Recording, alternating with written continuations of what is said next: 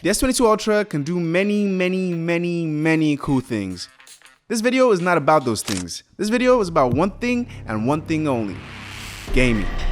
Specifically, how the S22 Ultra performs and just is strictly as a gaming device. Why don't we start with the most standout thing you're going to notice when you game with this phone? I'm talking its display.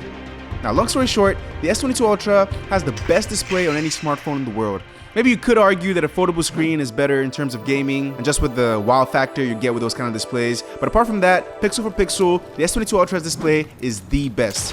First, it's big. It has a 6.8-inch Super AMOLED display, which just so happens to be the brightest display in the world at 1750 nits peak brightness. That means you can play anywhere and everywhere. Well, as long as your phone doesn't get too hot, because that's going to affect the display. Well, performance too, but we'll talk about that later. What I'm saying is, if your phone gets too hot, your brightest display in the world might just get a little bit hard to see outside in direct sunlight. You have to bring the brightness to about here.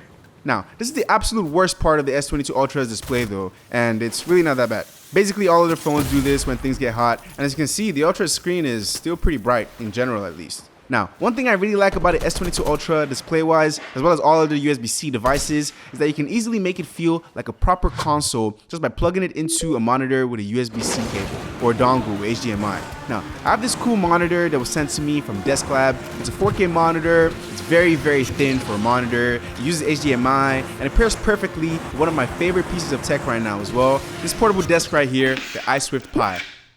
Now, you might be thinking, like, that doesn't look like a desk. Exactly. It's a portable, contortionist, desk thingy type thing that I can use basically everywhere, and it's pretty cool. And with this guy and the monitor and the S22 Ultra and a dongle or a USB-C cable, you can get a proper console gaming experience right from your bed. This is every lazy gamer's dream. You can even use the setup with an actual console like the PS5, which is what I do most of the time, but this video is not about the PS5, and I'll leave links to this setup in the description if you're interested. But long story short, like I said, and like everyone honestly already knows, Samsung makes the best screens, and the one they put on the S22 Ultra is their latest and best one. But we haven't even talked about the best part yet, when it comes to gaming at least, in my opinion. Now, it's not new or anything, but it's great, and it's honestly a great reason, a pretty good reason, to not use any external display at all, even one as cool as this one. Of course, I'm talking about the 120Hz refresh rate. Being able to game 120 frames per second is easily the best thing that has happened to mobile gaming in the last couple of years. At the same time though, it's also just about the most power hungry thing you can do right now. I mean, a weak phone can't play the most intense 120 frames per second games. I mean, a weak phone probably doesn't even have a 120Hz refresh rate. But still, only a strong and powerful phone can handle this. Now, you might be wondering why I'm using such a powerful 120Hz smartphone like the S22 Ultra to play a baby game like Subway Surfers. Like, why didn't I keep playing COD Mobile or switch to some other cool graphically intensive game? Well, the reason is simple and also disappointing. And you probably notice it if you get the S22 Ultra and you're really excited to use it a game in 120 frames per second. Long story short, you might want to stop being excited because there's a good chance that one of the games you're probably thinking of won't run in 120 frames per second. It's kind of weird because I didn't say that the game you're thinking of doesn't support 120Hz gaming, right? What I'm saying specifically is that it just might not work in 120 frames per second on the S22 Ultra. Now, if you watch some of my other experience the blah blah blah as a console videos, then you've seen me play Fortnite in 120 frames per second on a mobile device, specifically the iPad, right? Well, this is Fortnite on the S22 Ultra, and I've maxed out the settings. Now, you've also probably seen me play COD Mobile in 120 frames per second before, and as you've seen, it won't do that on the S22 Ultra either.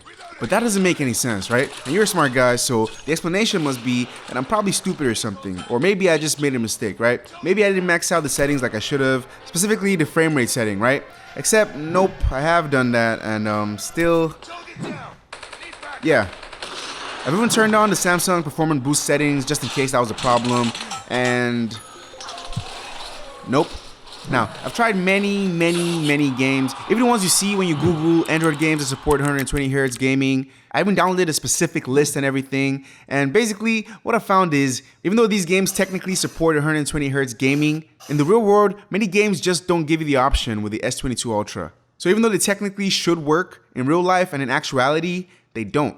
At the time I'm making this video at least. Now, it's not all of them though. I have found some that actually definitely do work, apart from Subway Surfers that is, and apps like Subway Surfers. To name a few, we have Alto's Odyssey, and in my experience, this one doesn't always hit 120 frames per second exactly in Quad HD resolution, which I set my S22 Ultra to. You probably would hit it if I was in HD or anything, but it's always over 100 frames per second. Now, we also have Real Racing 3, and same thing for this one, but this one stays closer to 120 frames per second. Well, except when the phone gets pretty hot, like it is right now as I'm recording this, but it normally stays pretty close to 120 frames per second. There's Mortal Kombat, and this one is basically flawless for the most part. Same thing goes for Injustice 2. This one also works pretty well in my experience. But yeah, basically, long story short, you absolutely can enjoy 120 Hz gaming on the S22 Ultra. It's definitely powerful and capable enough, but you just gotta make sure that the game you have in mind is actually supported. I mean, actually. Now, gaming power isn't just based on whether your phone can play games at 120 frames per second though. I mean, Subway Surfers isn't the most graphically intensive game out there, right? So, apart from 120 frames per second gaming, just how powerful is the S22 Ultra when it comes to gaming, like overall? I mean, like, is there any game out there that the S22 Ultra cannot run? Like, it's too graphically intensive for the S22 Ultra? Well, here's the list of the 23 most powerful and graphically intensive Android games out there, according to thegamer.com at least. Since we respect the S22 Ultra, we're going to jump straight to number 10, okay? PUBG. Just how well does the S22 Ultra handle PUBG? Well, first, so you know, for all these games, I'm going to be running things in the highest settings I can, unless the S22 Ultra just can't handle it for some reason, okay? Now, with PUBG though, that's not a problem at all. The frame rate is capped at 60 frames per second, but everything runs literally perfectly. But then again, this is only the 10th most graphically intensive game, okay? So now let's move on to the 9th most graphically intensive game according to the list, and that is Nemean Legends. But we're gonna skip this one because of time, and also don't want to pay them a whole $3.99, $4, like I'm MKBHD or something. I mean, look at my wallet, bro. Come on, man. Actually, to be honest, I'm lying though. I didn't take anything out of my wallet or anything. It's just, this is not my wallet, and I actually wouldn't be caught dead using a wallet like this. Well, not since I got my new wallet, at least. This is the EKSTER wallet, and they're the sponsors of this video today. This wallet right here is probably better than your wallet. Actually, more like most likely better, easily. Why? Well, apart from the fact that it's built very well with this full-letter design, and it's just a good-looking wallet in general, it also has this button right here. That's right, you press this button and it brings out all of your cards fanned out for you so you can pick out the one you want. I have like what, 5 cards? And it can take up to 10 cards, I believe. Pretty cool. Your wallet can't do that, I'm guessing. And something else your wallet can't do or doesn't have is this. And that means something that can happen to your wallet but will probably never happen to this wallet is that it can go missing. Your wallet, that is. This is the EKSTER wallet tracker thingy. That's not the official name, by the way. But you buy it separately, download the Chipolo app, and you can see where your wallet is wherever it is. Well, as long as it's charged. This tracker thingy does have a battery. But the thing is though, it charges not with USB-C, but with that guy right there. And 3 hours of charge gives you about 2 months of battery. So yeah, I really wouldn't worry about battery when it comes to this wallet. It's essentially unlosable, very seamless, and even though it's compact, it can still carry a whole bunch of cards as well. By the end of the day though, I'm not using any of these cards to pay for Nemean Legends. So thanks again to EKSTER for sponsoring this video. But what we want to know really is how powerful the S22 Ultra is and just the extent of its power when it comes to gaming. So let's move on to the number 8th most graphically intensive game. This one's a popular one, Call of Duty Mobile. Now we already know how this one runs. It doesn't go up to 120 frames per second on the S22 Ultra, at least at the time of making this video for some weird reason. But it also runs literally perfectly at 60 frames per second with max settings. Well, as much as max settings that they give you. So let's move on from number 8 and let's see if number 7 is too powerful for the S22 Ultra to run. And I already know it's not because number 7 is Asphalt 9.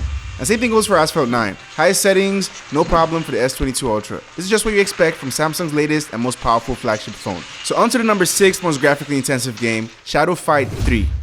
And things are no different with Shadow Fight 3. This one also can't go past 60 frames per second at the moment. Well, actually like 61 frames per second or so. But it runs basically perfectly. No problem for the S22 Ultra.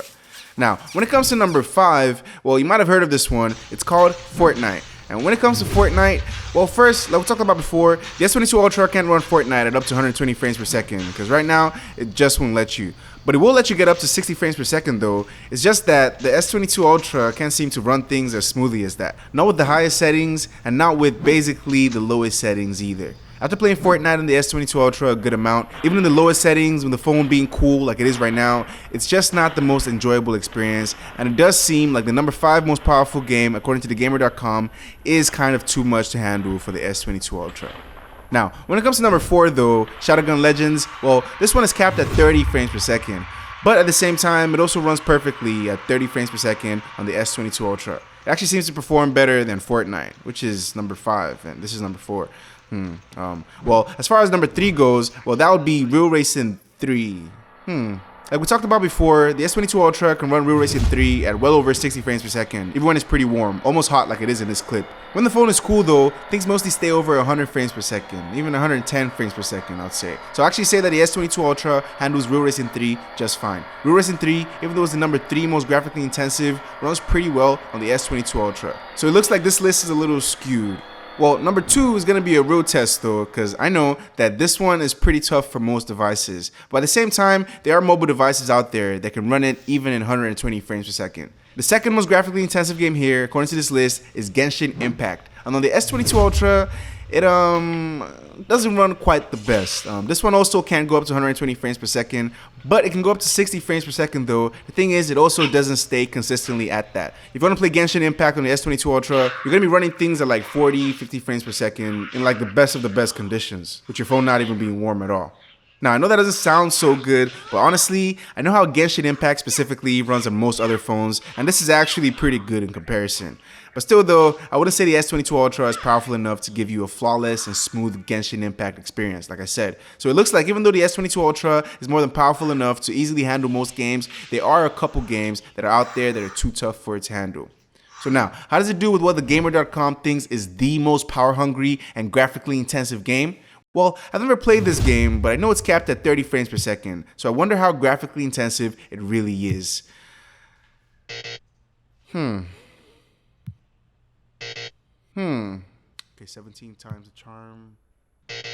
Yeah, I guess we'll never know how Arc runs. I couldn't get it to work throughout my time gaming with the S22 Ultra. But I think we already know what we need to when it comes to gaming performance overall. The S22 Ultra is powerful enough to play about 90% of games out there, maybe 95% of all those games flawlessly, but there's that small percentage of games that are still too powerful for it.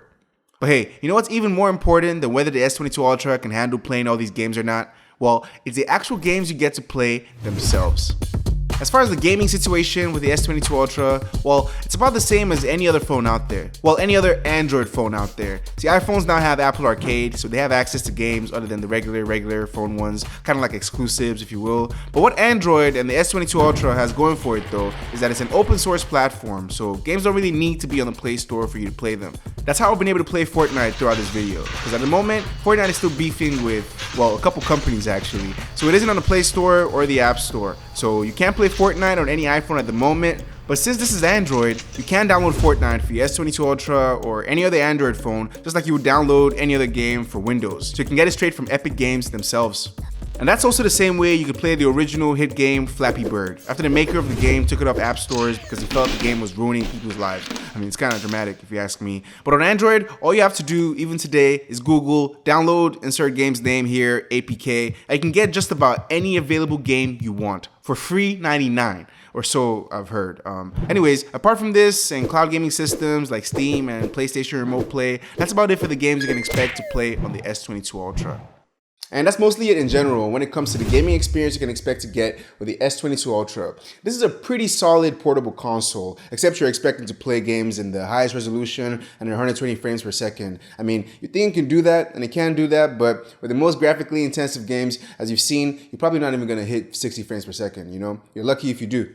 Now, there are some things we haven't talked about, like battery life, for example. This phone actually has great battery life, exceptional battery life, but no phone has truly good battery life when it comes to gaming. You can only expect to game for like a couple hours on battery, and then you're gonna have to charge it. It's not a big deal though, because like I said, every phone is like this, and it just means you're gonna have to plug it in when you're gaming. Now, when you are gaming though, something else that's very, very good with the S22 Ultra, or some things else that are very, very good with the S22 Ultra, are the speakers.